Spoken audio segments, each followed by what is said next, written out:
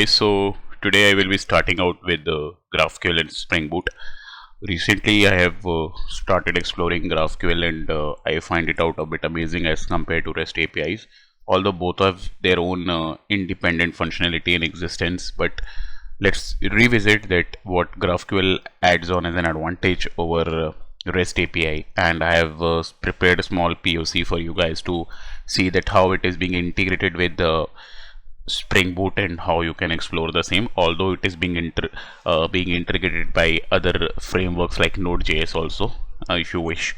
So what I believe is that GraphQL was being started out by Facebook, and the major thing that comes as an advantage of GraphQL is that it gives the power to the consumer. It is the consumer which decides that what parameters that it wish to send to the server and what response that it wanted to hear from the server. So if there are two consumers, C1, C2, both of them can have their own independent set of request parameters, and both of them can let us know that what an outcome they wish to hear from the server. Okay, so it's not like a REST which has its own dedicated standard in which a client is being forced to hear what extra parameters that even it doesn't want. For example, let's say there are two clients, client 1 and client 2, and let's believe client 2 does not want one parameter, but in REST it becomes a mandatory. And in REST there are different endpoints for everything. Let's suppose if you wanted to fetch first name, last name, depending upon the input parameters, there will be different endpoints, but as compared to GraphQL there will be always a single endpoint. So we will be seeing in our upcoming example with a sample POC. So this is just in a brief that 2012 Facebook started out, and ever since it is being increasing and quite famous in demand, and quite open source contributors are contributing to the same. Okay, so I told you about GraphQL, where it gives power to the consumer to let him decide that what parameters he wanted to send in and what parameters as a response that it want to have as an outcome. Okay, and there is a fixed API endpoint. All the type of the request in GraphQL, make a note, are of post type. Okay, so there are no other types. There is single endpoint. Okay, and we will be using different plugins to send parameters, and let's see. So in the rest, that is the same thing that they are explaining, that we hit an API endpoint and an API returns a massive JSON object, which is not in a case of a GraphQL.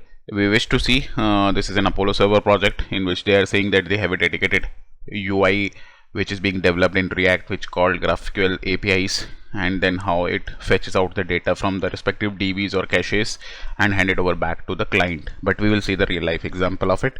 This is just an high over level view of the same. Now just in small difference, although after POC we will see it quite vast. Like it is happening right now, what that REST APIs, it have multiple round network trips to fetch the data from the multiple sources, but in GraphQL we save this traveling time of multiple round network trips. Overfetching and underfetching used to happen in REST API. For example, I told you that C2 customer doesn't want to have some attributes, but in REST API there is a standard for all the attributes, which doesn't arise in the case of GraphQL, that we'll see right now. And in terms of API, we see that front end, back end teams, sometimes they rely on the APIs, but in case of GraphQL, although this limitation has been now a bit restricted in case of developing mock services. Okay, so but still it has been there, and right now front end, back end teams in GraphQL, they can work independently, and caching is itself built into an HTTP spec, where we say that caching is not built into there. So this is just a small example of being there. The second part of this slide comes its integration with Spring Boot, that how it's being integrated with Spring Boot. So guys, this is just a small example that I'm presenting you, but I will start it out with the very basics right now. What I have been doing is that I have installed Docker on my local, and since MySQL is being required to be as a database, so what I am trying to do is that I haven't installed MySQL in my local, I have started out MySQL as a Docker service. So here you can see that MySQL container is being up and there are the logs of it. Okay, once my MySQL has been started out, I using IntelliJ. So I created a schema called Spring, and I created 3 tables inside it. I will be explaining you the relationship between these 3 tables. So I have prepared an UML diagram for your understanding. What has happened, there is a student table, subject and address. So let's revisit the entities. This is the structure. Let me revisit you the structure first of all. This is my main project. Let me minimize the same to save the time. This is just a normal Spring Boot project, okay, which consists of resources in Java. Inside Java I have I'm using Spring Data JPA, so I have an entity repository with me, queries for GraphQLs, demo is just a main application of and there are some request and response, and then service layer is. So I was coming up into this.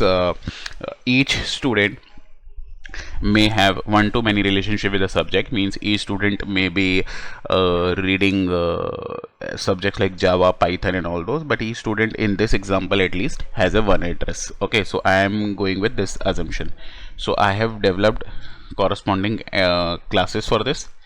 I am using Lombok. Okay, so these are the normal classes where it is a student and it has one address, one-to-one relationship with address, and one-to-many relationship with the subjects, because each student can have many subjects. Okay, so these are the entity, nothing fancy here, but let me show you the pom.xml first to show you that what is the dependency structure that is being there in the pom.xml.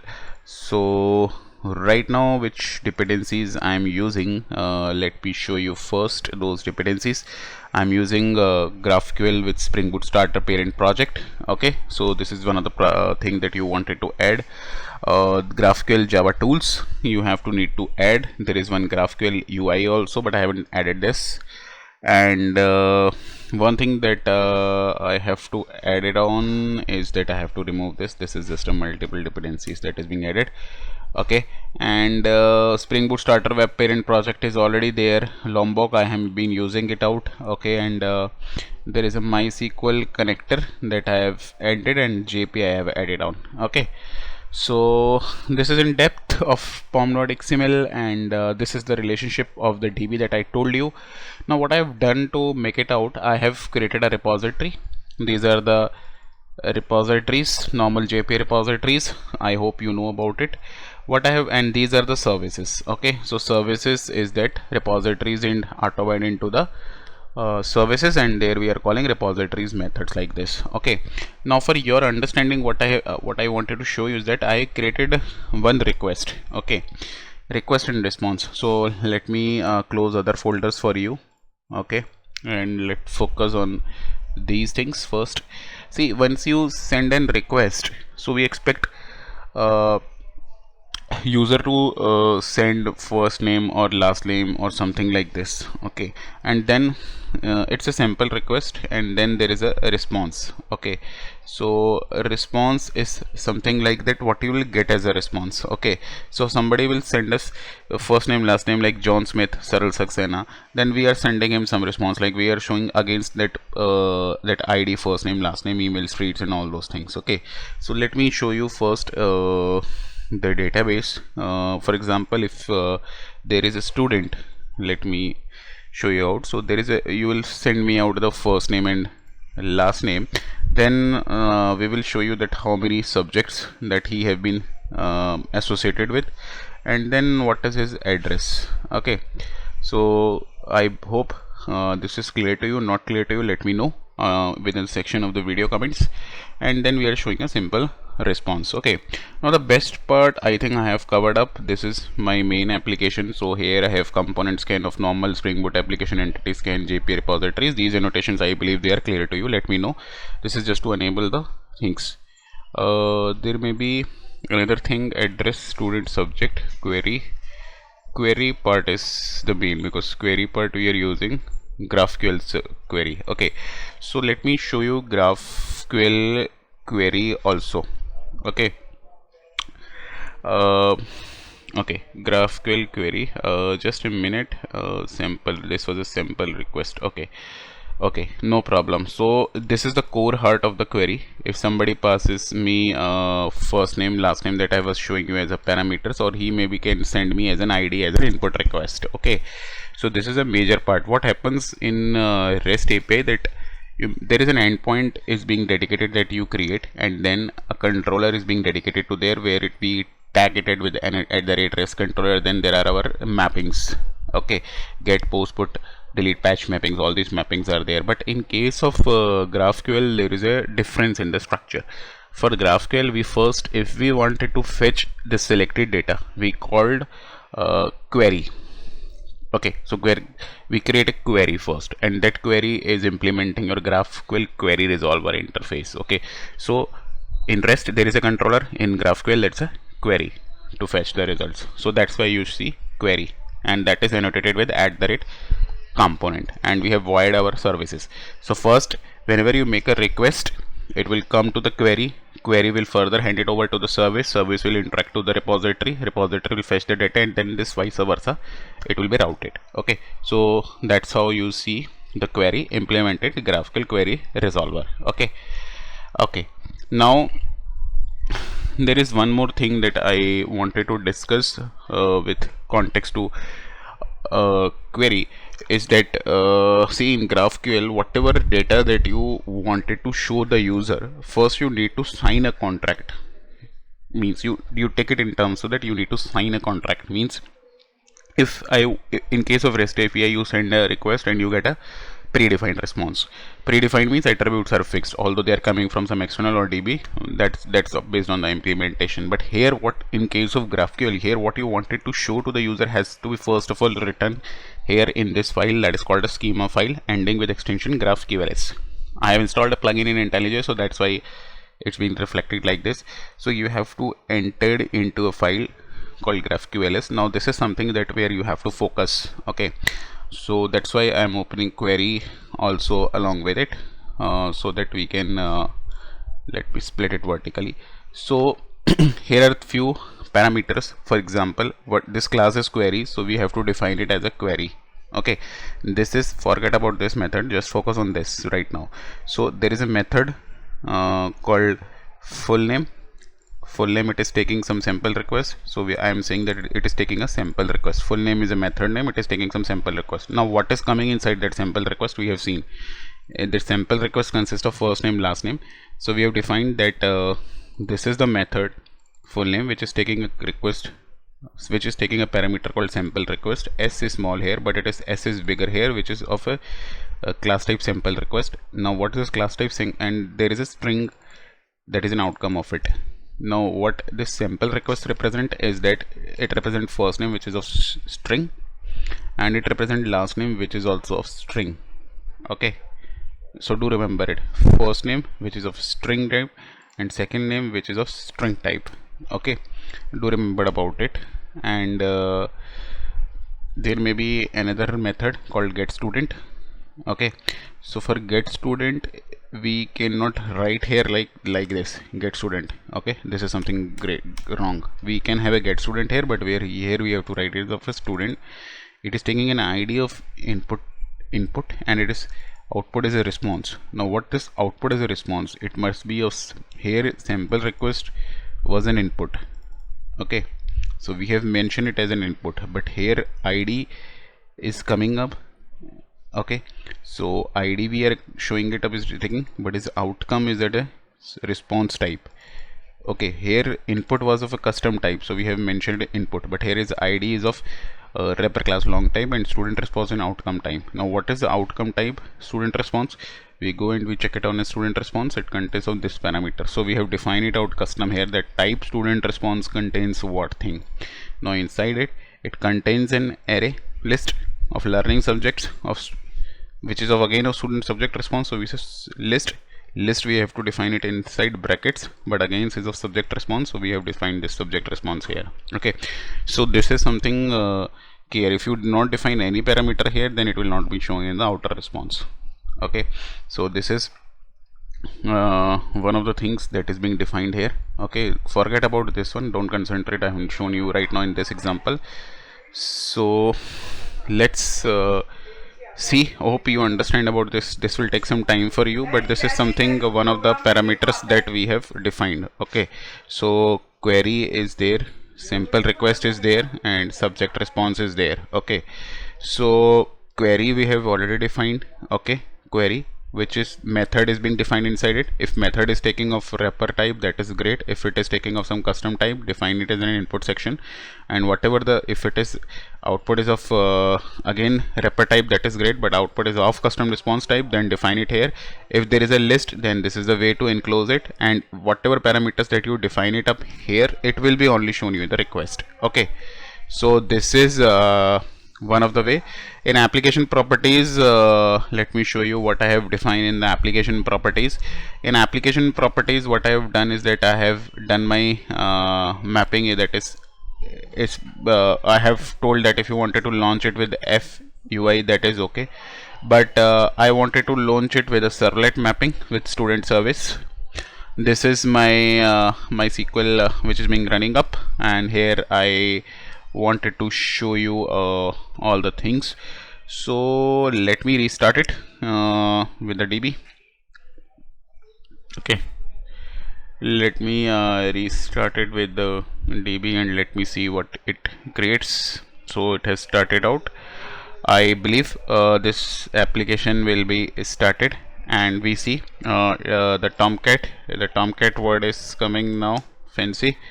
Okay, Tomcat is there. So Tomcat have started out on port 8080. So I believe, let me clear the logs first. I told you that I'm using one of the custom plugin called Altair, and that you can install in your Google Chrome as an extension. And I believe I told you that in GraphQLS all the request type are of post. Okay, so here you see that I have added student service, because as I told you that I have added the student service here inside it. Okay, so after this what we have done is that I have created one collection of two sections of this Altair plugin. So this is something like a Postman, but let me show you about few things that I really like about GraphQL. Is first of all that you don't need to create any document like in REST. We were having that we need to create a Swagger or REST docs. For your understanding, this plugins gives you an extension of docs, and your whatever you have mentioned in your GraphQLS file, which I was showing you here, you have mentioned all the things in GraphQLS file, like sample request response and what is the type of method. It already being shown it here. Okay, so it's showing either you can pass full name or student. So we are discussing student one, so it's showing that there is a method called student. Okay, this student is coming up from where? You got an idea? Still not got an idea. This student is coming from here, and this full name is coming from here. Okay, from GraphQLS. So it's saying that there is a student which takes an ID as an input, and it gives you a response. If somebody wants to see what response it want to give you, so here it is listed your fields. Okay, these fields that you show are being listed it out from here because you have mentioned in the response. Okay, great. So every documentation is there. If somebody want to see what is subject response, marks obtained, so everything you can go and check it out here. It's accepting ID of a long type. Okay, so this URL will always be fixed. We have started our services.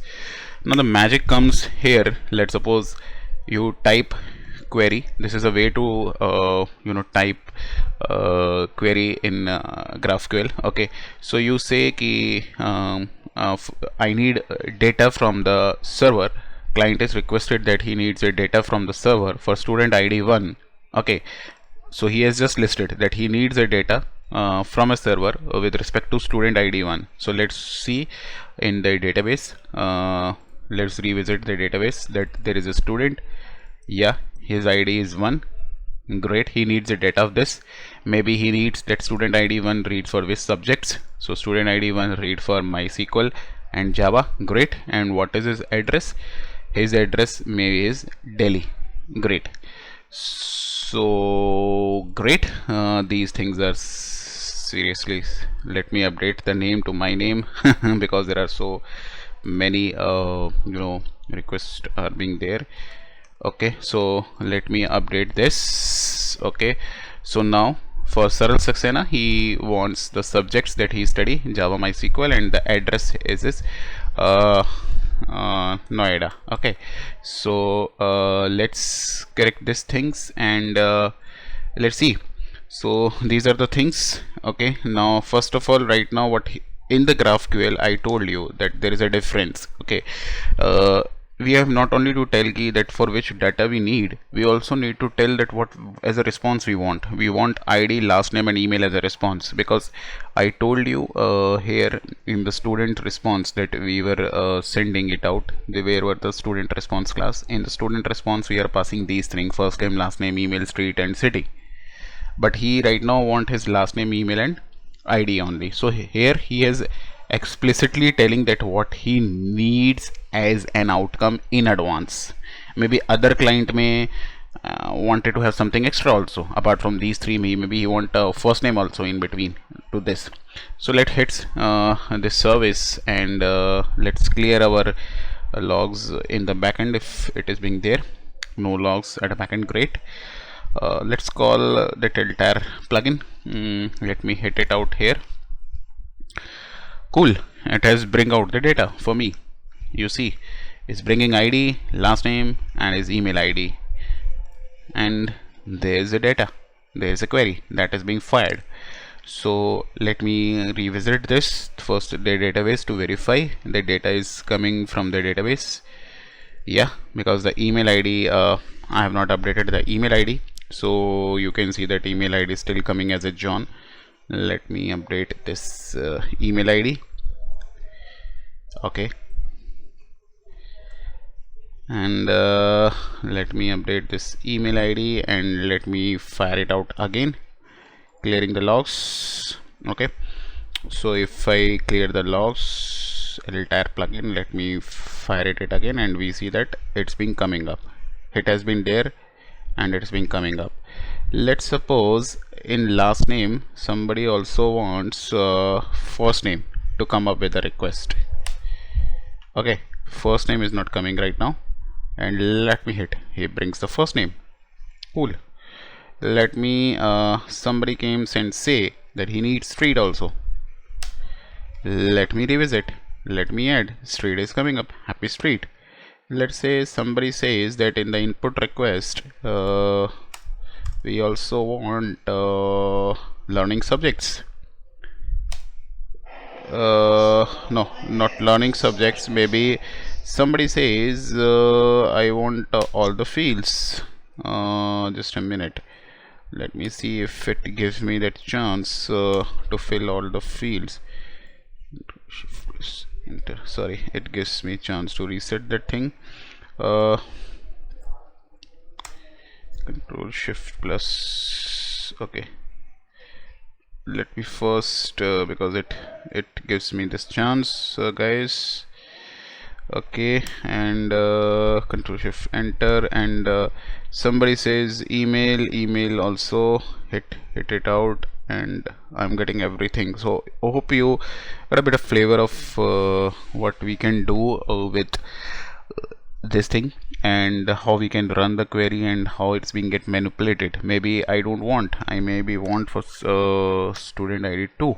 Maybe I send the request, I'm getting it. Maybe I don't want these two parameters for this. Okay, great.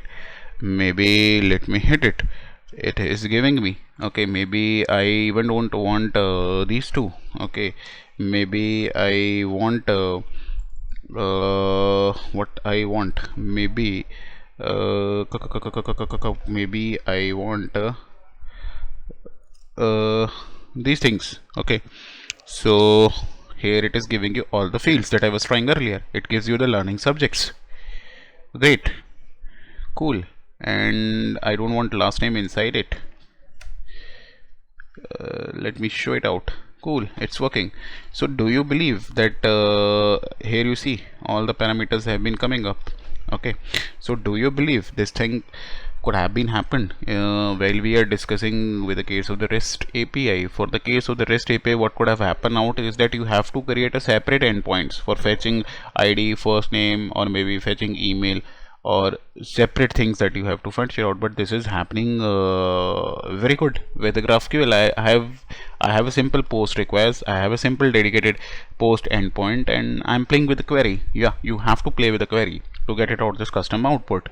Okay, and I don't need to do extra. So I hope you enjoyed the GraphQL sessions that I do have right now with me, and I have shown you, and we have seen the power of query, but later on we will see the power of GraphQL resolver, what GraphQL resolver used to do. But before ending up this session, let me show you an debug of it also, that how the debug request goes first to query, because a lot of people do ask me that first the request goes used to the controller, but see here, the first request goes to the query. Let me show you out. I have to start my application.